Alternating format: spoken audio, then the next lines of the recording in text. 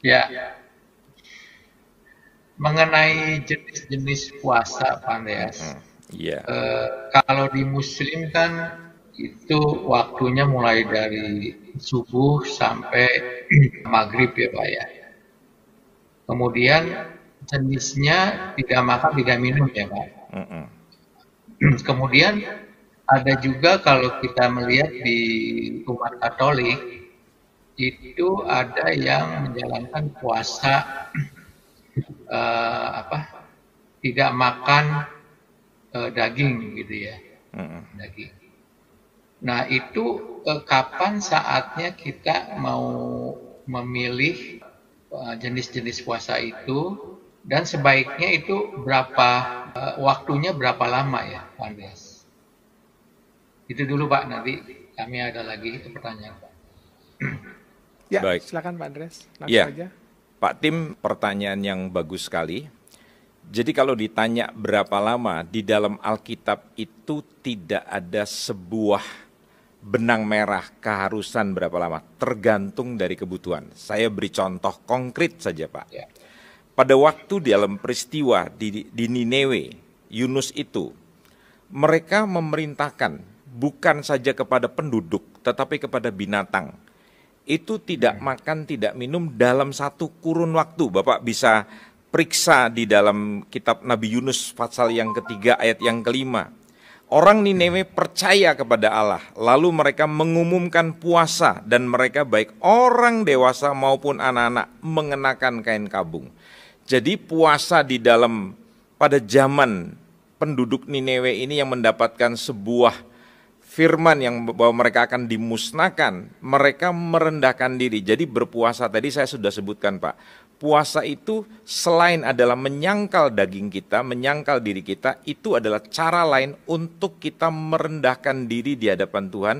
Kita sedang menyatakan bahwa saya tidak mampu dengan kekuatan saya sendiri, saya membutuhkan pertolongan Tuhan.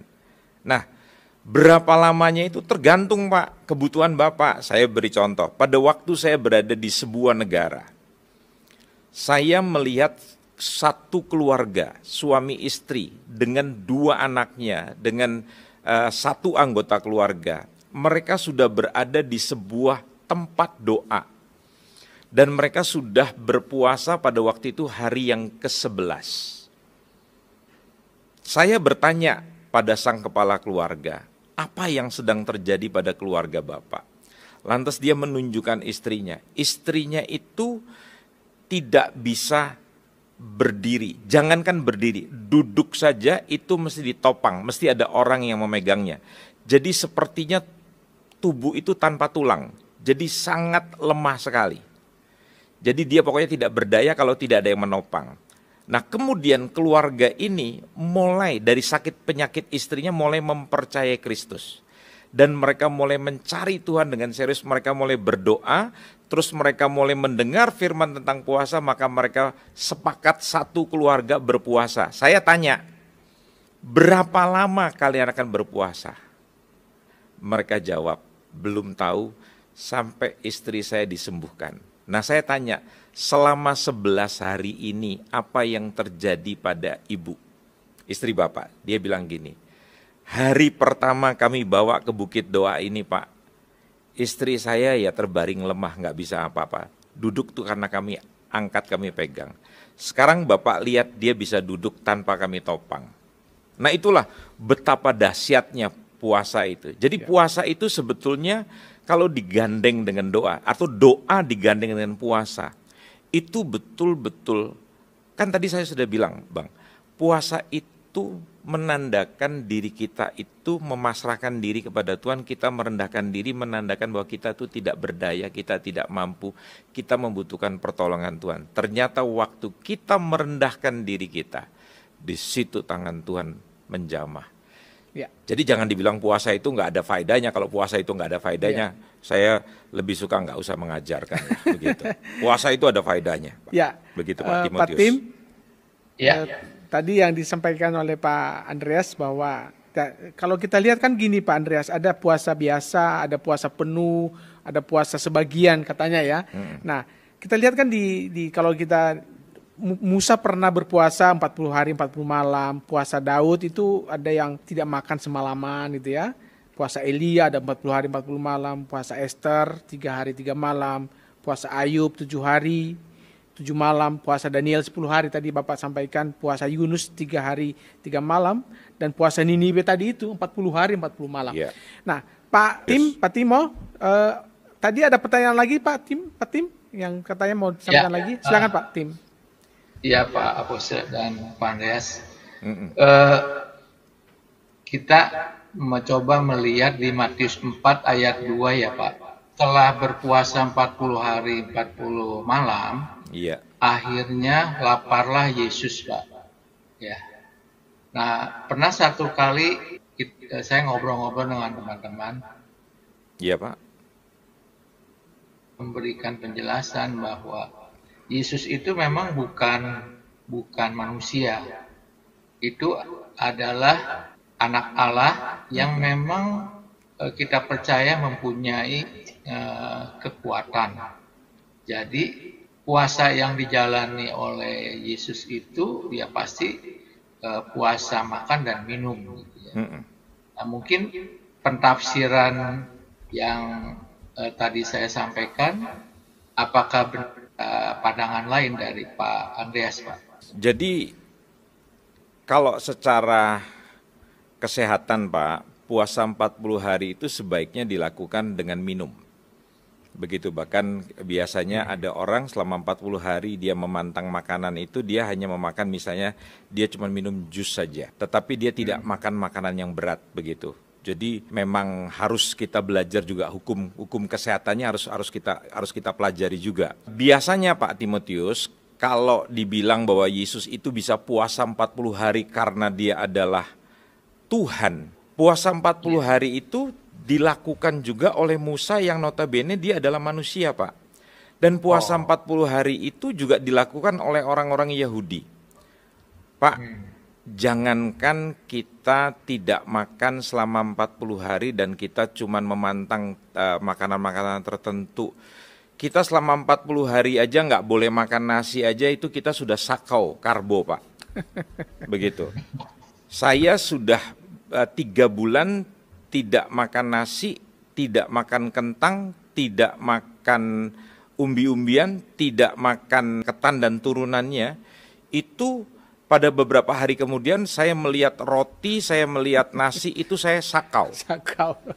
Jadi betul-betul saya stres berat dan saya ingin sekali meraih. Tetapi saya bisa menang karena saya ingat pada tujuan. Saya harus belajar mengalahkan daging saya. Dan itu akhirnya dilewati. Dan akhirnya sekarang saya setelah 3 bulan itu saya mendapatkan tubuh saya jauh lebih baik, jauh lebih sehat. Bayangkan Pak, itu secara kesehatan saja. Tetapi puasa di dalam kekristenan itu, tadi saya bilang mau 3 hari, mau 7 hari, mau 40 hari, Pak Tim harus melihat tujuannya kemana, begitu loh Pak. Karena ada banyak orang begini, dia ngotot sama Tuhan. Kalau doanya 1 hari tidak dijawab, itulah doa yang tidak berkeputusan. Jadi kalau mau ditanya berapa lama saya akan berdoa untuk persoalan saya, katakan ya sampai 8 hari, ya dibarengi dengan puasa begitu Pak. Mungkin misalnya kalau kita mau puasa 40 hari, misalnya setiap sore Pak Tim buka, begitu loh, dengan makanan-makanan yang terbatas begitu. Karena biasanya Pak kalau sudah mencapai 40 hari itu, kantong nasi kita sudah mulai mengecil. Enggak usah 40 hari Pak, 3 hari saja Bapak sudah biasa makan sedikit membatasi, nanti pada hari ke-4, hari ke-5, hari ke-6 itu Bapak akan merubah pola makan begitu, tidak lagi bisa banyak begitu. Makanya secara pribadi saja, saya yang dulu beratnya 90 kilo, celana saya 39, hari ini celana saya 32 Pak.